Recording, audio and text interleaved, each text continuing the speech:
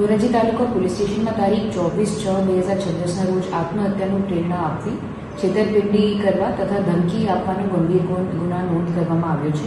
ફરિયાદ મુજબ મૃતક સચિનભાઈ વિનોદભાઈ ભદ્રેસાએ આજ અગાઉ બોર્ડ જૂનાગઢ ખાતે આવેલ પોતાના પ્લોટ તથા મકાન ના વ્યવહારો સંદર્ભે પ્રવીણ મસાડિયા તથા હર્ષદભાઈ મસાડિયા સાથે નાણાકીય લેવડ દેવડ કરી હતી, જેમાં પ્લોટ પેટે અંદાજે ₹21 લાખ તથા મકાન પેટે ₹9.5 લાખ મુજબ મળી કુલ 30.50 લાખ લેવાના બાકી હોવાનું જણાવવામાં આવ્યું છે.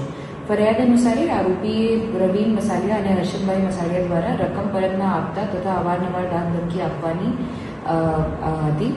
ઘટનાના દિવસે મૃતક પોતાના જૂના મકાને ગળા ફાંસો ખાધેલી હાલતમાં મળી આવ્યા હતા અને પોલીસ તપાસ દરમિયાન સુસાઇડ નોટ મળી આવી હતી, જેમાં મૃતકે કથિત છેતરપિંડી અને ધમકીઓ અંગે ઉલ્લેખ કર્યો હોવાનું સામે આવ્યો છે.